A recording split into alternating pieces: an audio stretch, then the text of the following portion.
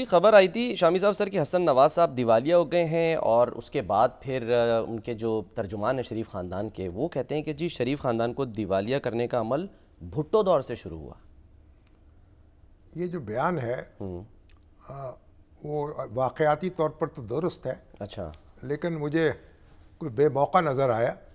इस वक्त तो बात हो रही थी हसन नवाज की कंपनी की, उस तक बात महदूद रखनी चाहिए थी और उसमें उस पर इस कदर जो तफसील बयान की गई है मुशर्रफ साहब ज़िम्मेदार, हाँ जी, साकिब निसार साहब ज़िम्मेदार। बहरहाल अब हमारे साथ मौजूद है, हमारे साथ सर हसीब अरसलान साहब हैं, ब्यूरो चीफ यूके, और हमें जो है वो गुलनवाज साहब खान जो कि एक माहिर कानून है वहाँ के, वो भी ज्वाइन कर लें। खबर ज़रा पहले ले लेते आई है जी। हसीब, क्या अब तक जो है वो डिटेल्स इसकी सामने आई हैं और कब तक ये दिवालियापन ख़त्म हो जाएगा हसन नवाज साहब का? जी सलमान, बहुत शुक्रिया। सबसे पहले तो ये कि जो दिवालिया है वो आज से 6 महीने कबल हुआ, यानी 29 अप्रैल 2024 को, जिसकी किसी को खबर ही ना हुई। तो फिर अचानक से परसों जब खबर आई तो सबने इसको जो है हाइप दी, बल्कि कुछ मीडिया चैनल्स ने इसको गलत चलाया इनिशली हुसैन नवाज के नाम से, लेकिन बाद में पता चला कि हसन नवाज है। एक तो ये बात है। दूसरी बात, इधर अहम बात यह है कि इनकी जो बैंकरप्सी आपने पूछा, ये 29 अप्रैल 2025 यानी अब से 4 माह बाद ये बैंकरप्सी खत्म हो जाएगी।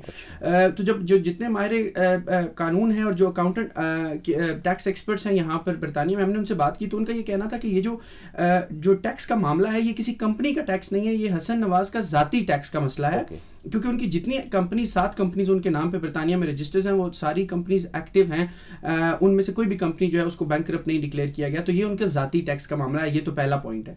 दूसरा पॉइंट इसमें यह है कि टैक्स की जो अमाउंट है वो बहुत बड़ी नहीं लगती। उसकी वजह यह है, जो टैक्स एक्सपर्ट्स हैं वो ये बताते हैं कि सिर्फ 1 साल के लिए इनको बैंकरप्ट जो है डिक्लेयर किया गया, जो इस साल अप्रैल में किया गया था, और अगले साल 29 अप्रैल 2025 को उनकी बैंकरप्सी की जो वो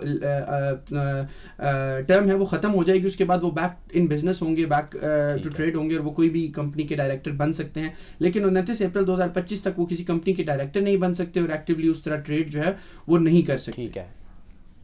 ठीक है। और ज़्यादातर केस यानी ये कि वायलेशन थी टैक्स के मामले की, टैक्स की अदम अदायगी का मामला था। तो प्रोसीजर ये होता है कि जब आप टैक्स नहीं पे करते, ये डायरेक्टली HMRC का मसला था, ये कोई प्राइवेट इसमें कंपनी इन्वॉल्व नहीं है।